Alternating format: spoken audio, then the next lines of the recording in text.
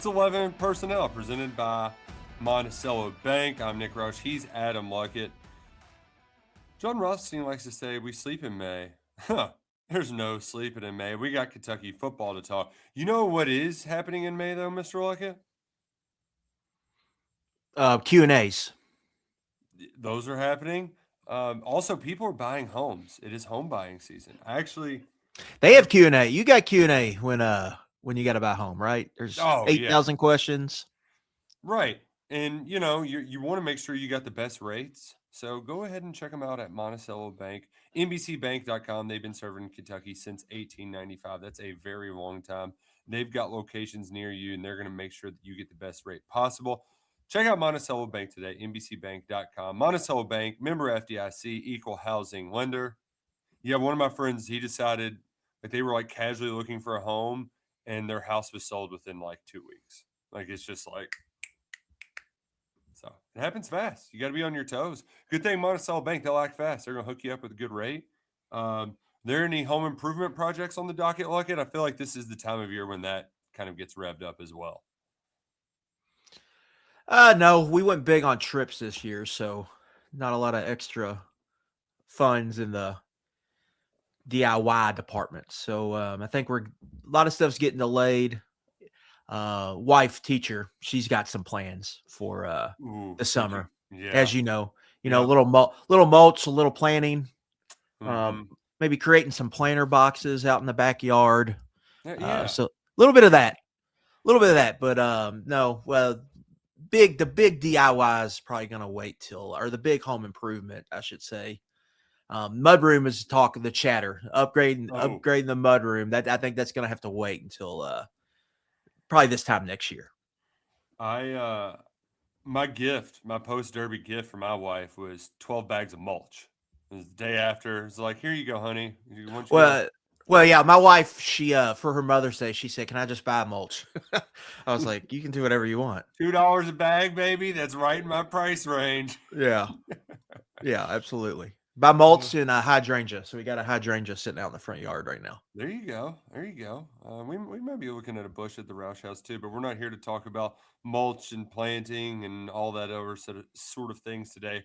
Although we do wish all of the moms, I'm sure there's so many mothers out there who are locked into 11 personnel. We're big with the ladies, the mom demographic here at Kentucky Sports Radio. An early happy Mother's Day to you. We hope you get to relax and enjoy whatever you want to do because you've earned it. You earned a day to enjoy it. Kids Little League team has a game on Monday, so all the moms, they're taking over as coaches for the day. So that should be a lot of fun. Hopefully you get out there, have some fun with mom this weekend. We're going to talk Kentucky football because that's what we do. Admittedly, Luckett, this is the slowest time of the year because this is the one time of year. It's a year-round sport now, except for the month of May. This is the time UK had graduation. Was graduation Friday, I believe? It's usually the week after Derby. Is it the week after or the week of? Either way, school's out. People are moving out. The football team gets the month of May off. Right now, Kentucky's actually currently in the middle of rebuilding its weight room. They got $3 million in enhancements coming to the Joe Kraft Football Training Center. I believe what's happening, like it's the old stuff is moving to Shavli, like the old Nutter. And so that makes sense. Slide it down. So it's been 10 years, like it. I think they were due for a change. And as much as the sport changes, one thing stays the same. Got to have strength and conditioning upgrades, right? Like that was the classic. You fired them before you fired your coordinator, is you get a new strength coach whenever things were going bad. So Kentucky, they're getting some upgrades after 10 years at the new football facility. And Will Stein shared his first photos of some of the progress. So we caught a little snippet of that today. Yes, he did. I'm glad you just bringing this up just kind of in general. Mm-hmm. Nick, the last, I would say last 2 years probably, maybe not 3. 2023, I felt like the team was pretty good health. But the last 2 years, they've been decimated by injuries in November. Mm-hmm. Like, the Louisville game got out of hand, but they lost Seth McGowan, David Gusta, Cutter Bully had a banged up shoulder. DJ Waller played a snap. Ryan Nichols couldn't play. Like, they were decimated. DJ Miller. Yeah, DJ Miller. They were decimated in that Louisville game. 2 years ago in the Louisville game, Dane Key goes out with a concussion. Brock Vandergriff was banged up all year. Gerald Mincey's getting a hot pretzel. So, like, they have gotten to the end of these seasons and just been wrecked. Just had a long, long injury list. SEC availability reports. Theirs feel a lot longer than the rest of the league when we're getting through this. So I think it was fair to question like what they were doing, how they were approaching it. So Will Stein comes in, new strength staff. They've essentially got like 4 full-time strength coaches, which is the same that they had last year. Yeah, I think there might have only been 3. Hill, like there was Hill, Coach Ed, Malone, and then Raphael Horton. Oh, Horton. Okay, that's the one I always forget. So, yeah, okay.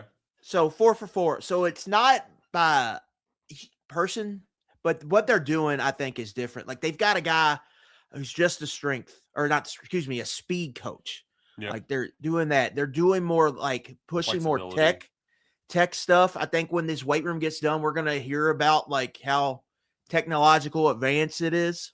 It's going to sound like junk science, but like there's a right. Stein's going to talk about, how important it was. Like there's just more sports science being pushed here where they were doing that early Stoops tenure and press the abort button pretty hard after it didn't work. And they went up to a very kind of old school approach, which I think worked for them for a good minute. But I do think there was whatever they were doing, it wasn't working because there was too many guys getting injured. So they're switching this up. And one thing I'm going to watch this season is just how this roster gets through the season, because a big part of this team, Nick, I think you can project this football team is like, well, they've got some guys if they could stay healthy. Like if they get the healthy version of Nick Anderson, the healthy version of CJ Baxter, there's like legitimate upside, like top 25 upside, I think, with this football team.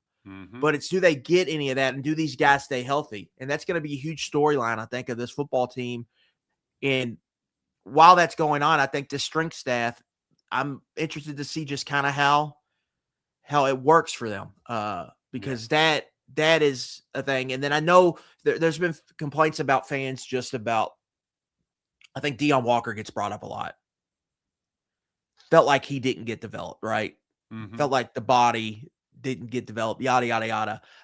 Now, I don't think that's fair. Like, you got to point to someone like Jagger, obviously.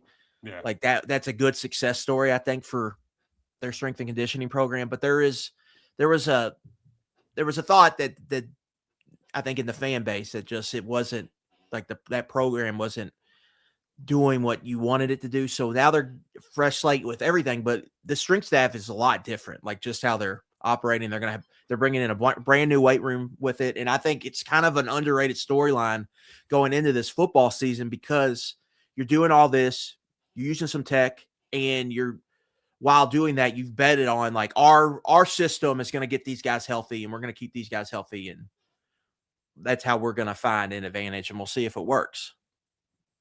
One little thing that I may have just overlooked in the past, but I noticed when we were there for, I don't know what spring practice it was, but in the cafeteria, we'll do interviews in the cafeteria in there, and they had us kind of hold up in there while the team finished practice. They had a whole entire,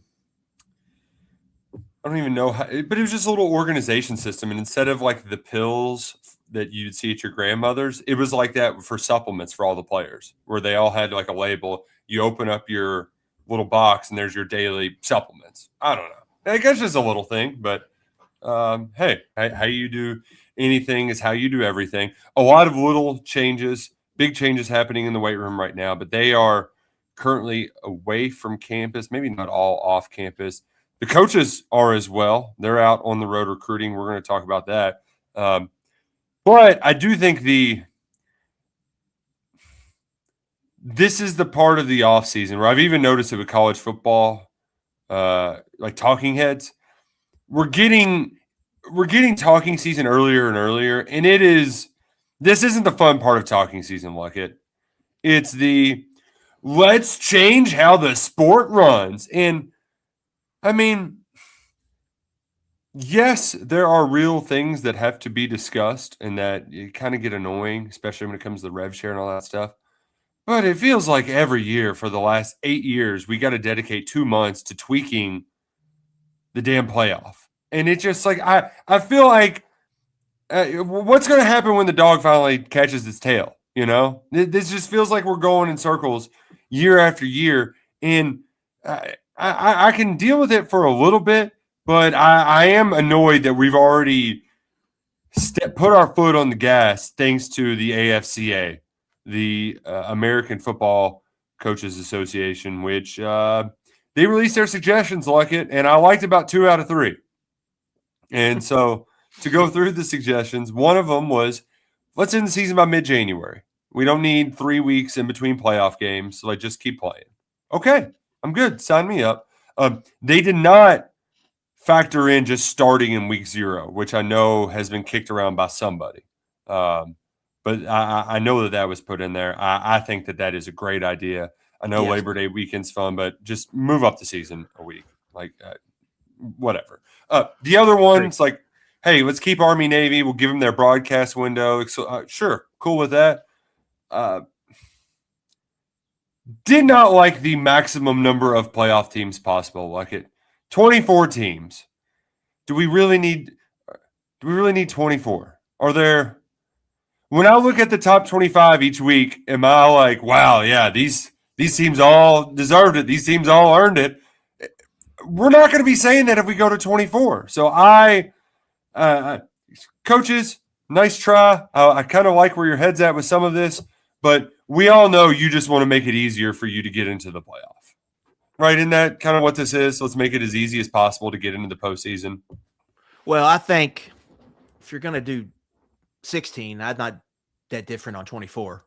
I prefer to stay at 12, but if you're going to expand, the problem is, Nick, at the end of the day, one,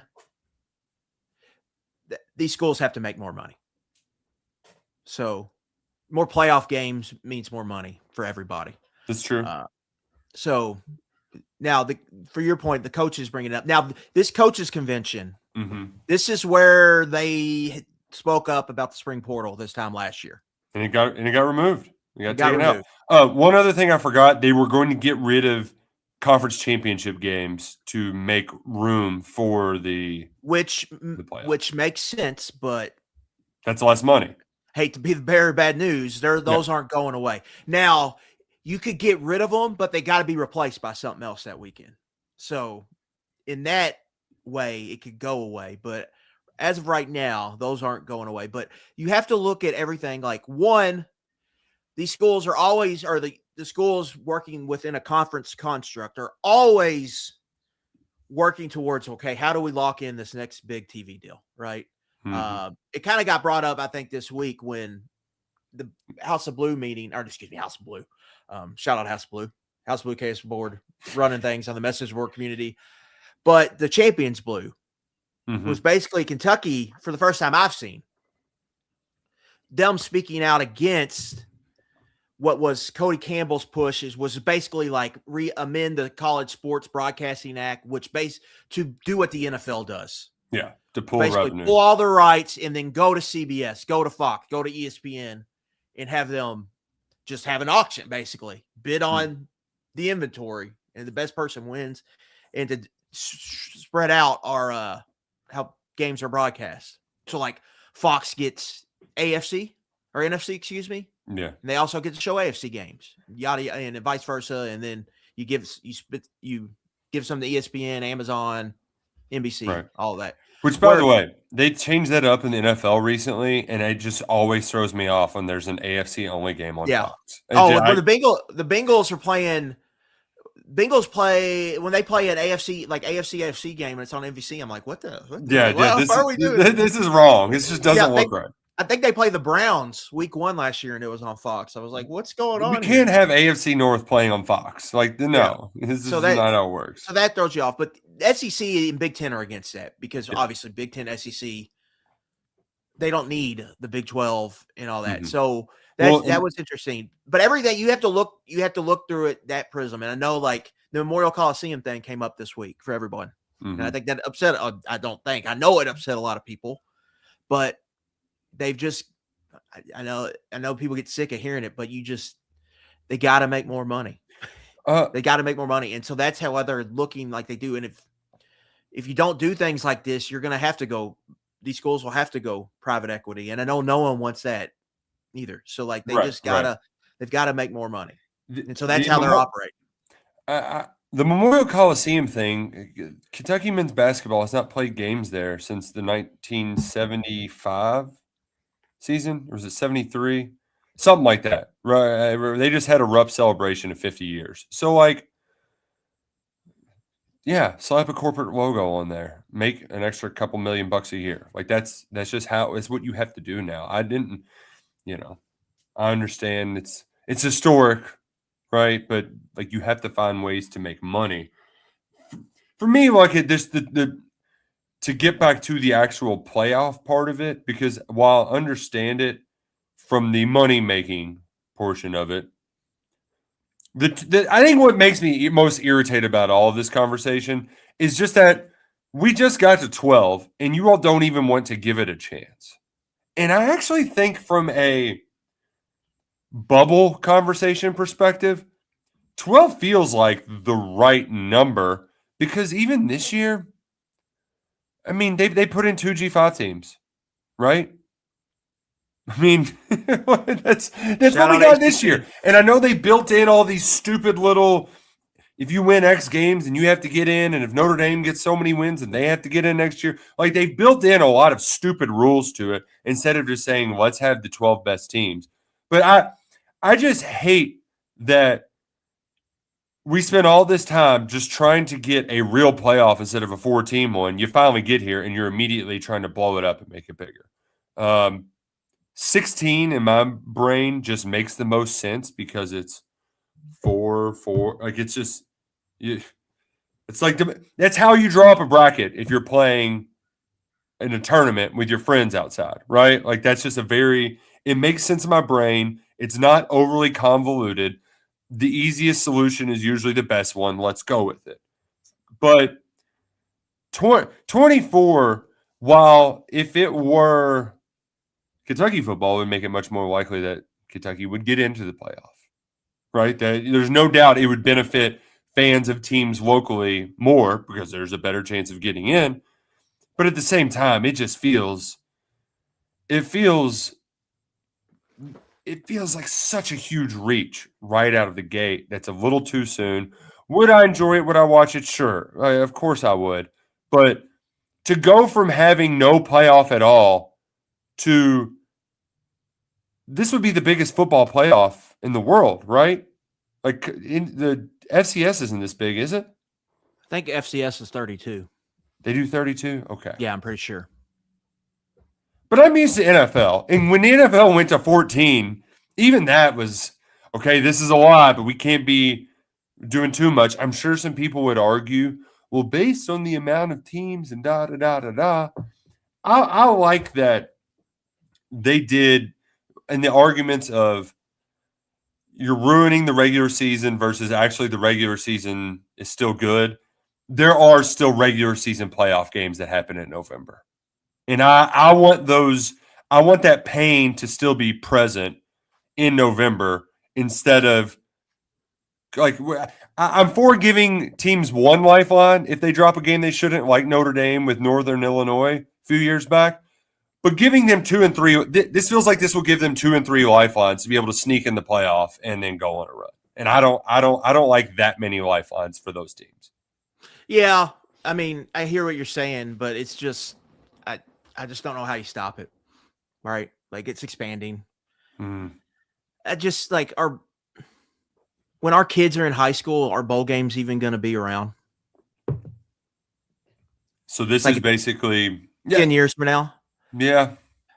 I mean, that's a great question. If it stays in this, if it continues to trend this way, it doesn't feel like it'll be alive. Although ESPN will want them to stay alive because people still watch them. You know, Right. But I think if you asked ESPN, they would probably rather have a few more playoff games than that's true. just 8, have 4 more playoff games or whatever the number, 4, 5, 6, 7 more playoff games than the 20 bowl games or whatever it is that get, a million or whatever. I think they would rather have the games that are going to get, 10 to 15 probably. I'm That's just true. guessing.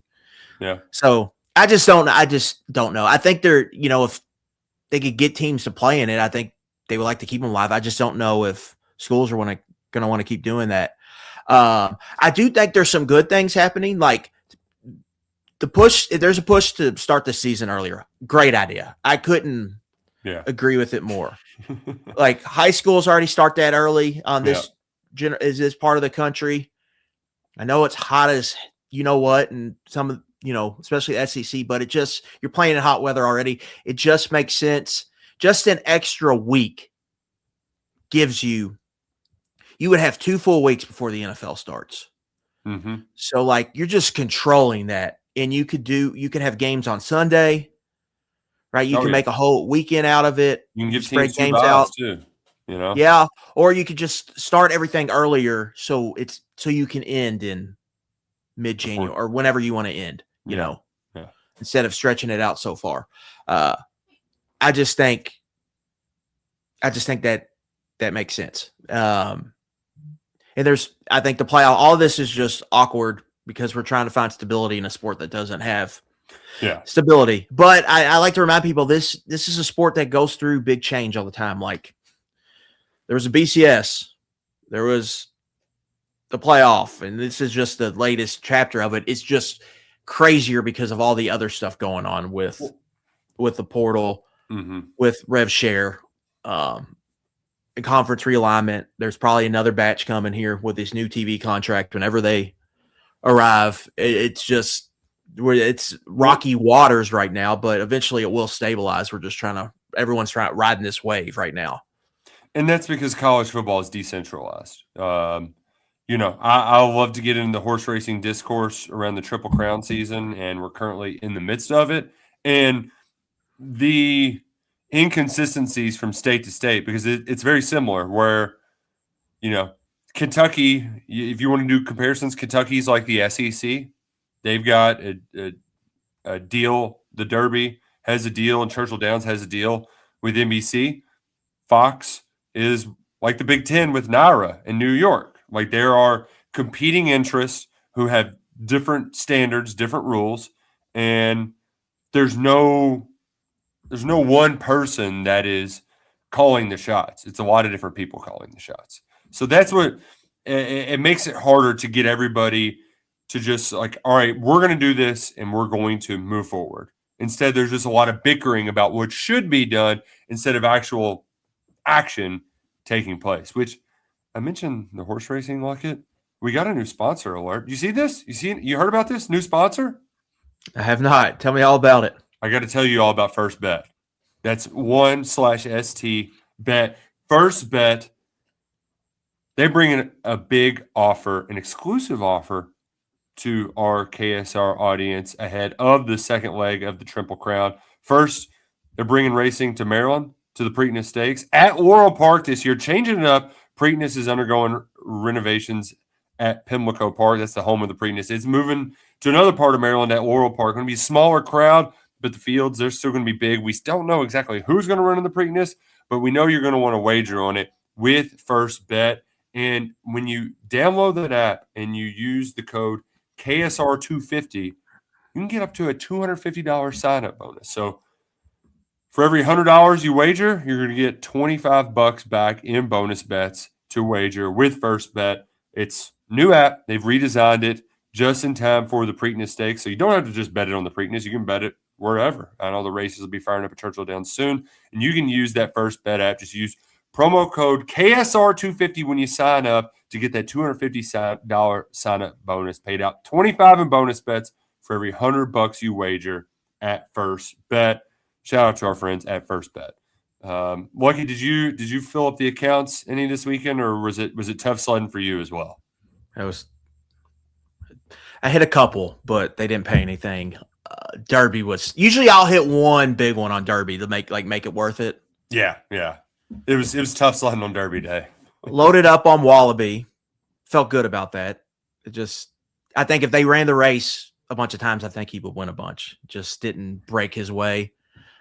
He was where he wanted to be. It was that one and Incredible. Those were two horses I liked that were where you wanted to be, and they just didn't have they didn't have that extra distance in them. Incredible. I had a good chunk across the board. The one favorite I just didn't play at all was the one. I was just like, because you got to drop one. You can't put them all on your exotics. You got to drop one. That was the one I didn't believe in. Number one on the rail. I'm not falling for that. Right. And I had Golden Tempo and an exacta box bomb.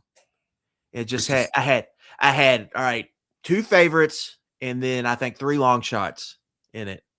And I couldn't get Renegade there. Oh, so close. If Renegade was in there, that thing would have hit. But what are you gonna do? Yeah.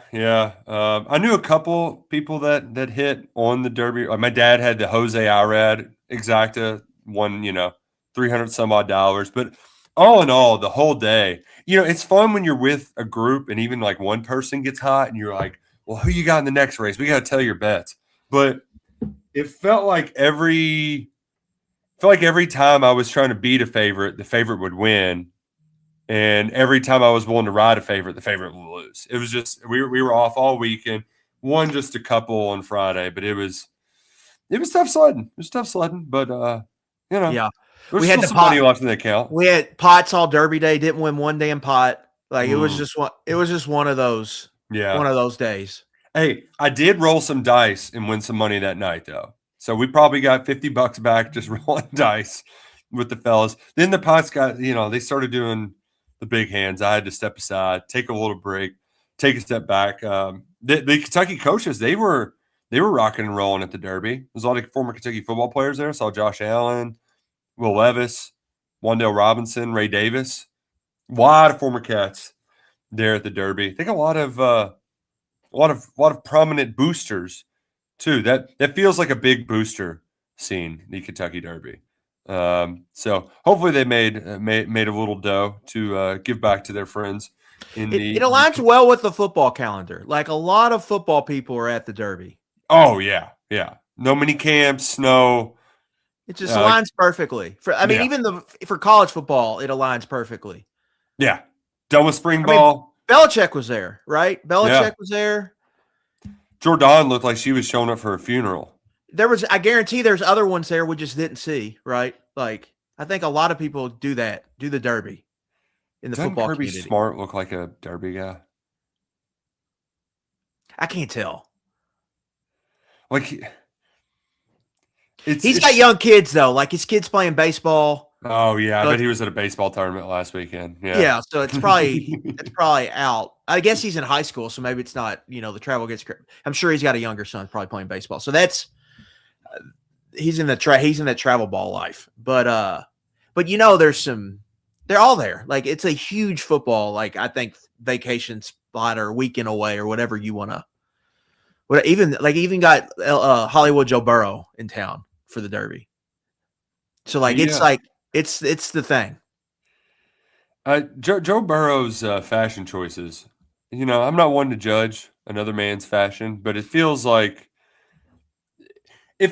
he goes to his wardrobe and there's like one certain type of outfit and he puts it on and then is like, you know what? I'm going to grab a t-shirt out of the drawer now. Or I'm going to cut off these shorts and wear these. I saw another photo. It doesn't like his outfit wasn't like that bad because he had a blazer. So like a lot of times you're wearing a blazer, you can't even tell what the shirt is underneath. That's true. Yeah. You just got the blazer on, you got the hat, you just kind of look the part. I saw the blazer off look. Most people saw the blazer off look and were just like, he just got roasted for that. But I could see it with the blazer, but the blazer, like you can't take the blazer off. Yeah, and It was a chilly day. Maybe he was just being a gentleman and lending his coat to a lady who was underdressed, which that was my favorite part of Derby is watching Yes, I this could see that. the women Like who at are just football like games. You see it at football games all the time. Yeah. it's so funny. It's like there was one lady on Derby Bucket who just bought a blanket and was just wore it like a towel, like she had just got out of the shower and rolled it up. Oh man, it's because see you just sit outside the store and watch girls put on sweatshirts because Oh, they were they freezing. probably made a killing just Oh, I selling bet blankets. they did. Here's $100 sweatshirt. This will keep you warm. Oh man! All right, enough Derby talk. See? That was their break from it, but a lot of the coaches they've been on the road. I did see that Tony Washington Jr. He was actually in Arizona He on was. Oaks Day, recruiting a couple of edges out there. TK Cunningham. That sounds like a law firm, like somebody who owns a law firm that needs to sponsor the podcast. But he's actually an edge player out in Arizona. That's where Tony Washington was hanging out on Friday. To me, it sounds like a mid to early 2000s cop in an action movie. I can TK see that. Cunningham. And I also was there a TK's bar that was popular? Fern Creek. Yeah. Okay. All right. The chat knows. If you're in the chat, let us know if your TK story. Well, because there was TK's in Fern Creek, but I think there was a PT's on Dixie Highway. PT's is on, yeah. Yeah. So it's easy to get those two confused. Yeah. TK's is the Fern Creek kind of just watering hole. After my wedding, we had the post-wedding party was at TK's. Oh, wow. And that was a good time. Yes. Not a dull moment there.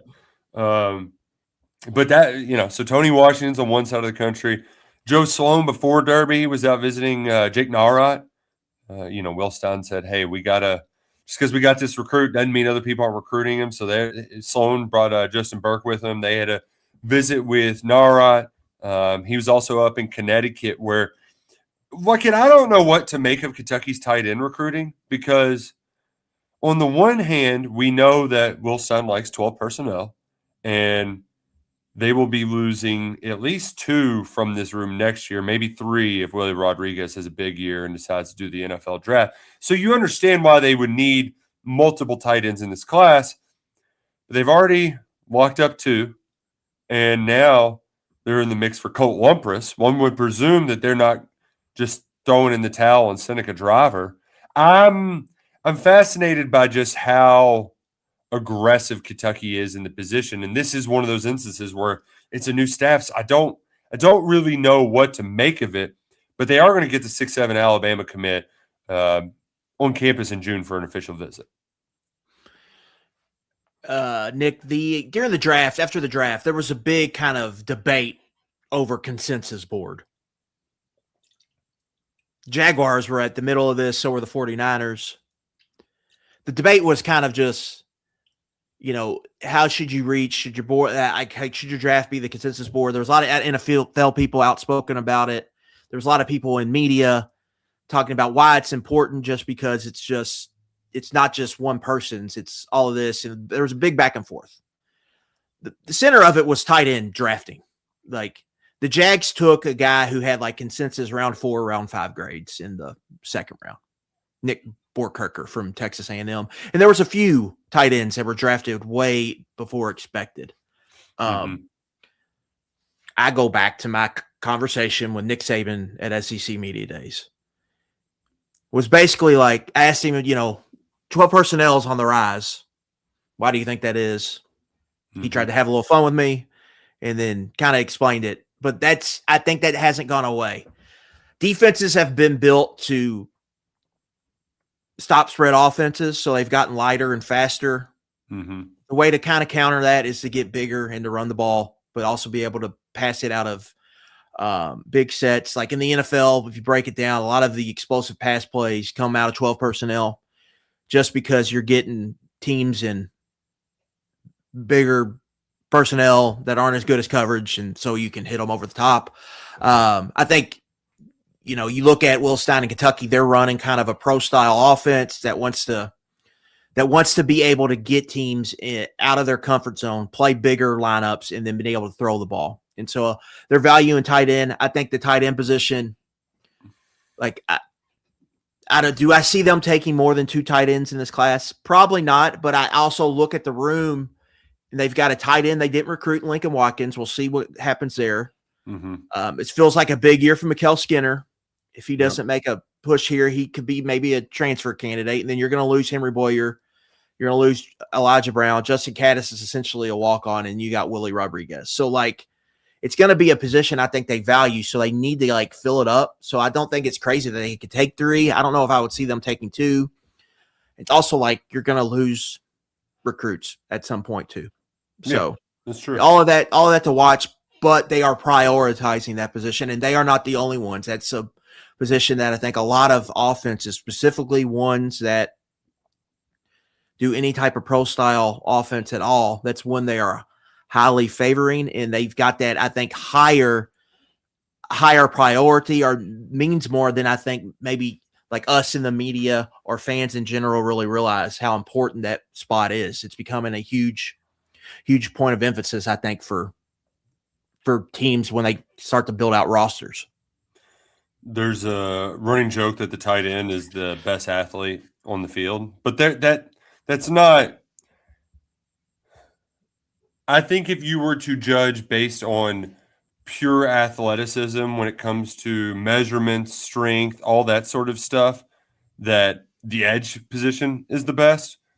But tight ends are asked to do more than any other position on the football field. They just are. You have to do everything. Block. Not only run block, sometimes you got to stay in and pass pro. You got to go catch the ball. You have to do everything. And that's no other position is asked to do as much. And they're also usually your biggest, some of your strongest, best athletes on the team. So casting a wide net seems like a good idea to me. That's one position where they're certainly doing it. We had a question, too, from the chat where Kev asked if there are any running back recruits that have us favored. The one name that I think is most prominent in this on this big board is Gerald Kelsey, or is it Kelsey Gerald? Kelsey Gerald. There we go. He's got 2 first. I believe the Panhandle. Yeah. That is one where I don't know if there's RPM picks in, but Kentucky appears to be the favorite there. He's officially visiting next month. Oh, I can say next month now. Yeah, just right around the corner. He's officially visiting in June. There's also the kid from Arkansas that Colby Smith's been recruiting. Is it Bell or Ball? Mason Bell? Mason Ball. There we go. And see, and you would know all these names on the spreadsheet if you're subscribed to KSR Plus, because Luckett has updated the spreadsheet. And how many names are we up to now, Mr. Luckett? A little over 300. Only 300. Yeah, that's there on KS Board. So go ahead, or KSR Plus. Make sure you're subscribed, so you have all of the data. You can track it all. I'm trying to think if there were any other big names before we get to this weekend's decision. The Xavier Muhammad one, too, the trip that Amar Stewart took to Texas. Yeah. I found that I'm just used to seeing Anwar in the Panhandle, and one would think that the Texas guys kind of made the connection, but Anwar stepping into the Houston area to recruit one of the top 10 defensive linemen in the class. Yeah, this one I know a lot of people are talking about. No OV schedule, and he's got like 6 OVs. So, yeah, good luck with that. Kentucky needs to get an OV schedule. We'll see about that. But that one seems unlikely as of now, but things can change. Cats are certainly in the mix, though. And since we last talked, they did get a 4-star safety committed, Marquise Bryant. That one moved pretty quickly, but that's kind of what Jay Bateman's been doing. That was a significant recruiting win to reel in the former North Carolina commit. And Jay Bateman might be making some more inroads in that DMV area, because there is another big-time decision on the horizon. Iveon Lewis, the 4-star pass catcher from Richmond. Richmond. Can you name that movie like it? Coach Carter, come on. Okay, all right. Challenge me. Okay, hey, I know there are some people out there in the chat who are listening who are not of a certain generation that would not appreciate the classic, I want to say, 2008 Samuel L. Jackson movie? That's probably right around then. Yeah, I would say the 05 to 09 window is probably when that movie came out. I want to say like 05 to 07. I think that I was still in high school when that came out. Man, the funniest part about that movie is whoever the really good player was for the other team. I remember they were like, Yeah. he could be the next LeBron James, and it's like LeBron just got to the league. Like, we're already doing this, and I'm sure that is dated well. Loved. There was a point in my life where I could sing the all of the Twista lyrics to that song too, and Twista, not slow, on the Yeah. bars. But hey, it was a great song. He's Shout out got Big that Daddy. he's got the 4.4 speed there. No doubt Yeah. about it. Sorry, got distracted by Coach Carter. But Iveon Lewis, big, rangy receiver from Richmond, Virginia, ranked as the number 238 overall prospect, top 40 receiver in the class. Oklahoma, Ohio State, Georgia, Notre Dame, they're also in the mix. South Carolina really trying to make a move here, along with Virginia Tech. But Kentucky, well, it feels like they're in a good spot ahead of this decision. He was initially going to announce in June, but kicked this commitment up. He's going to announce it on the Rivals YouTube channel on Saturday afternoon. Yeah, going before his OVs. I actually have Joe Price as the lead recruiter here. There we So go. it'd actually be a nice first win, I believe, for Kentucky's new wide receivers coach. But yeah, Nick, this is yet another guy Virginia Tech wants that Kentucky's in on. Be a nice, I think, first win here at receiver. And then you look at the pass catchers. I'd be really intrigued by Tank Proctor, who I think is like a really kind of tantalizing kind of, basically like a big slot receiver, flex tight end that could do a lot of things, run the seam, and then getting Lewis with him as your first receiver would be a nice, I think, start there for Kentucky at wide out. And then, of course, Tyler Fryman, the Beechwood receiver, is out there as a big fish for them. We did the feed the studs thing when Stein first got here, and Kentucky kind of, let's face it, they had all their chips on DeAndre Moore. So you're wanting to see the playmakers emerge at the playmaking positions. It would be nice to get a big one on the board who seems to be a pretty forward-facing kid on social media too, seems to be pretty active. Has plenty of intriguing highlights out there too, showing off that range on the outside. So to get one in the board, I know that we were fired up that Kentucky invested in the offensive line, and it's great to see the quarterback recruitment pay off with Jake Narrod. But hey, if you're going to feed studs, you need some studs. Getting a wide receiver on the board would be a huge springboard ahead of this busy June official visit period, which, I can't even I know it's in the spreadsheet, but there's so many. there's so many on the horizon. It's going to be 3 big weekends. It's looking like, I believe, June 5th, June 12th, June 19th. Those weekends. Yeah, the 12th feels like they're going to have 50 kids there. You'll have a couple midweek sneak in kind of deals. Yeah. OVs. We'll see. But they're going to have, I would say, 15 plus here. At least they have 15 plus, I think, scheduled. The 5th, the 12th, and the 19th. So 3 huge weekends. Bang, bang, bang. It's not that different from the last staff. Like the last regime, they didn't do the first weekend like everyone else does. Or not everyone, but a lot of teams do. Try to do a big swing. Yeah. I think some people complain about that. I think it's kind of smart. Like your Kentucky, like get it. Just try to make them count as best you can. If you're willing to sit out the first, then I think you're going to have a better volume opportunity to get visits scheduled. The second one, and then they're doing their big one, which we're going to have a lot of commits, a lot of big targets. Number one, J.J. Mayfield, the linebacker, probably their number one defensive target right now in North Carolina, the June 19th. So they've got a big kind of thing set up, and we're going to learn more about them. There's going to be more names, I think, pop up here. But I think keeping this momentum rolling, Nick, like you get an Iveon Lewis in May when things start to slow down, just keeps you. Yeah. Got momentum here, and they've got a chance to make a big splash. All of a sudden, like there's only like 4 teams that have more commits than them. Oklahoma, Notre Dame, UCLA, I believe, maybe Florida now. I think Florida now has popped up. Yeah. Some of those UCLA, Florida, new coaches, right? Right. Same kind of thing is going. They're trying to build momentum, and that's like the path. So Kentucky's doing exactly what you want, what you expect them to do, and what you wanted them to do. And now we get to see how well they can close on some of these big targets that they got rolling through. When you talk about J.J. Mayfield, you talk about Jatori Williams, the top 100 prospect, the guard from Alabama. You talk about like a LaMarcus Jones, 4-star tackle in Mississippi. So they're going to get all these guys on campus. We'll see how many they can close on. Yeah, and there was an big time edge too, that just shared his official visit date a few days ago, and his name's escaping me. Santana Harvey. Santana, there we go. I had the Anna somewhere stuck in my head. And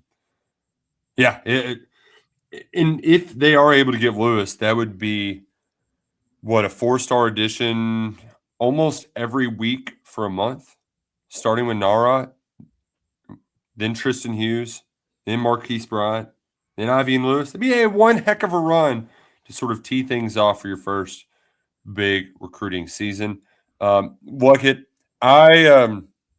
we mentioned that we were stone cold at the track. I would like to go on a nice little heater here in the middle of the NBA playoffs. I don't dabble a lot with the National Basketball Association. I know you've been pretty locked in this year. You've got to be locked into the playoffs. Been opening that BetMGM app up, any? It's the East is wide open. So I haven't looked. Pick Thunder Spurs. Thunder Spurs, one of those teams is going to win it. So whoever you think is going to win, just play them to win. Play them to win the whole damn thing. Or do the MVP thing like I've talked about. Do Wemby or do Shea. Get you some good odds. Well, it's basically a game every single night, whether it's hockey, NBA, or just Major League Baseball. And BetMGM, they've got all the best odds out there, whether you want to just play parlays and get crazy with it or just straight up. I think there were quite a few people that jumped on the Knicks once they learned that Joel Embiid is going to miss game 2 for the 76ers. So don't miss out. Make sure you download the BetMGM app today. Use bonus code 13 when you sign up, and you'll get up to a $1,500 first bet offer on your first wager with BetMGM. And with that offer, you're also going to get 50% off an annual subscription to 13. So download the BetMGM app, deposit money in your account. Whatever that first bet is, if it doesn't hit, you're getting it back in bonus bets on BetMGM. Just use that bonus code 13 when you sign up for the BetMGM app today. Make this playoff run legendary. Make it one for the history books with BetMGM. See BetMGM.com for terms. 21 plus only. U.S. promotional offers not available in New York, Nevada, Ontario, or Puerto Rico. Got a gambling problem? Call 1-800-GAMBLER. Or you can call 1-877-8-HOPE-NY or text HOPE-NY in New York. 1-800-NEXT-STEP in Arizona. 1-800-327-5050 in Massachusetts. 1-800-BETS-OFF in Iowa. 1-800-981-0023 in Puerto Rico. That first bet offers for new customers only, subject to eligibility requirements. Rewards are non-withdrawable bonus bets that expire in 7 days in partnership with Kansas Crossing Casino and Hotel. All right, Luckett. One thing we did not mention that is bubbling in the background of all of the madness that's unfolding on campus is that Kentucky's going to have a new athletic director here in 2 months. And, it can't just be normal because nothing's normal right now. And they might be taking an approach that Notre Dame recently announced they're taking. Instead of just hiring an athletic director, they might also hire a money man, which, what are they calling it? The CCGO? Go. So we might have 2 advisors. Notre Dame, they still have Pete Bavacqua, but they also hired a bunch of other people essentially as a front office for the athletics department. And Kentucky is considering a couple of different models that you detailed on KSR Plus yesterday.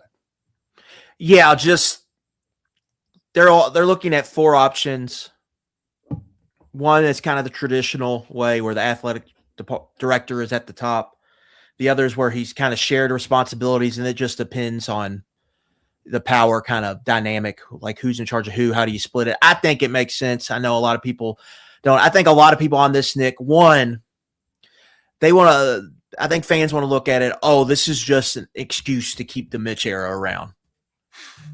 Right? Like that, I think, is where people's mind go. And then I think another place people's mind go is they don't, this leadership administration, and it's probably earned, it's just get no benefit of the doubt. Right. Yeah. None. Get none. Like if they think it's a good idea, it's a bad idea. I want so, you know, but I think in general, like these jobs are just bigger. And I don't know if an AD candidate who was trained in this business world in 2000 and 2010, if they are necessarily built to be like a successful athletic director, if they just have the tools in their toolbox, because it's just the job's just different. Yeah. So and you're seeing a lot of people go like outside and go to like businessmen, Oklahoma, Maryland, even Louisville tried it, right, with Tyree. That's different. So I think it makes sense to kind of split it up and just separate it. I think that makes sense on paper. Well, now, whether you can operate it in practice or even these pitches Kentucky gave, which go to KSR Plus, I have it broken down if you want to read that. But I just think it makes sense to kind of split it. Now, heck, how do they work with that is another question. Because you're hiring them with a president that's probably not going to be here. So, like, you got to make sure the new president's cool with all this, right? So, like, there's a lot of moving parts, but I do think it makes some sense, and they have presented solutions, I think, to what would be the biggest problems I think people have with the athletic department. So I think it makes a lot of sense. Now, whether it ends up at, whether 2 + 2 ends up equaling 4, we'll have to find out.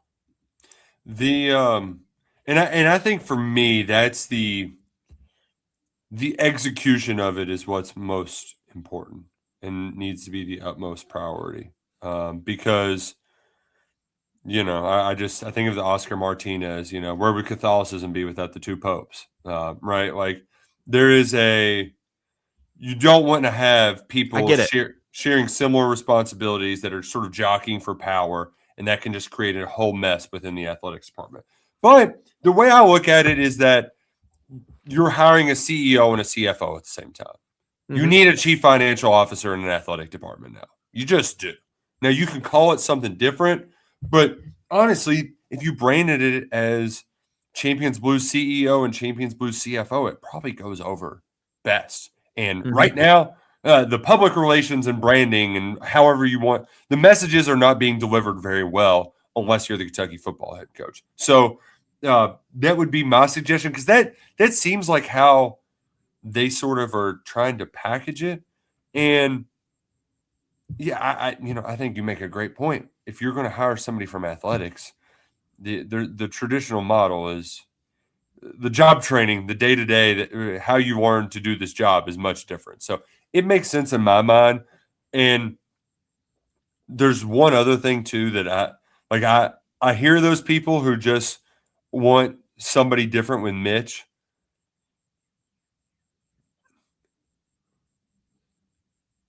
You know how when you hire an assistant coach and people will have strong takes about it?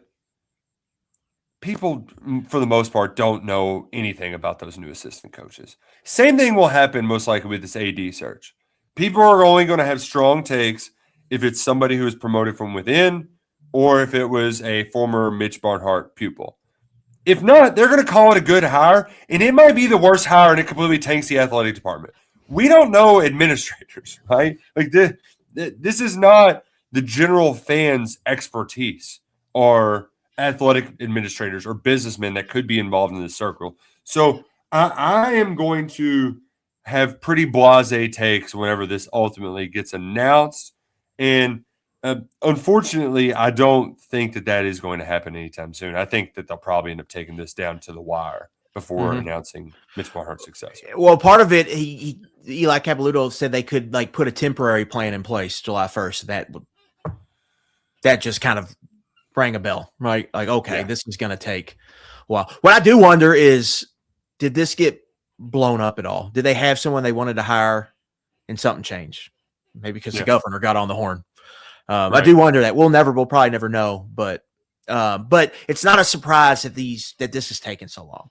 This is just how these work. Yeah, that's true. So we're going to have it bubbling, boiling throughout our summer off season while we're chatting here on 11 Personnel. A little bit of breaking news in our way out. No golden tempo in the Preakness like it. Second straight year, the Derby winner skipping it, and it doesn't surprise me. Well, what happened to the sport you love? I know. They don't want to race horses after 2 weeks rest. They just don't. So this year it's at Laurel Park. They'll probably just put golden tempo in the Belmont, give it a better shot at winning. I am curious if Crude Velocity is going to run. That horse was flying in the Pat Day Mile. They ran a hot opening quarter, hot opening half, and that horse still had enough for second gear to finish strong. So I would love it if Baffert would put Crude Velocity in the Preakness, see if that horse can win off 2 weeks rest. But I think this is the last year. The Preakness is only going to be 2 years after the Derby. So, What are they going to go? Three? Yeah, they'll go 3 because it's NBC, like the TV rights deal is up for the Preakness. Churchill Downs bought it, so likely the Preakness will be a package and a TV deal to move it back a week because nobody is going to want to buy that TV rights if the Derby winner's not in it. You know what I mean? I just hope it fixes it, or do they keep doing what they're doing? Because because it also could be, at least from my point of view, it can be an admittance of this is really effing hard. So I'd rather do my best to try to win a second one and to keep my horse fresh for big events down the road, whether I want to sell this horse. Yeah. You know what I'm saying?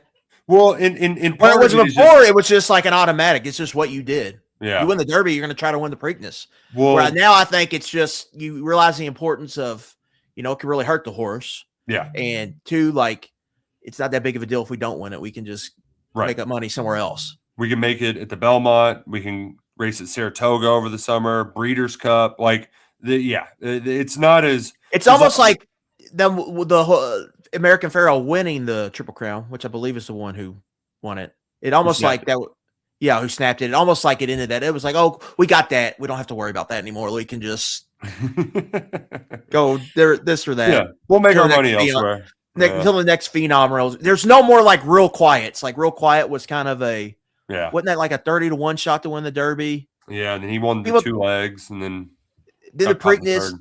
And then the Preakness, people thought there was still like 4 horses better. It got lucky at Derby. Then it wins, it wins the Preakness. And then it's like, holy crap. And then it comes down the stretch. You think it's going to win the daggone Triple Crown. Mine, that Bird was the same way too. Yeah, it feels like those are over. Like Real Quiet, if he won the Derby this year, he wouldn't run the Preakness. He would run Belmont. Which sucks. I don't like it. Sucks. It's not as fun, but that's the current world of horse racing. Oh, wait, I put a Zoom action graphic up because you know what? Zoom action, they're up next. They're up right now. So we got to go Zoom action, Zoom away. It's like the ESPN that this show's coming up on the bottom third. They're just there you go. He's Adam Logan. I'm Nick Roush. We got Zach Gagan and Brandon Ramsey coming up next with a little Zoom action. Appreciate you listening to a new edition of 11 Personnel.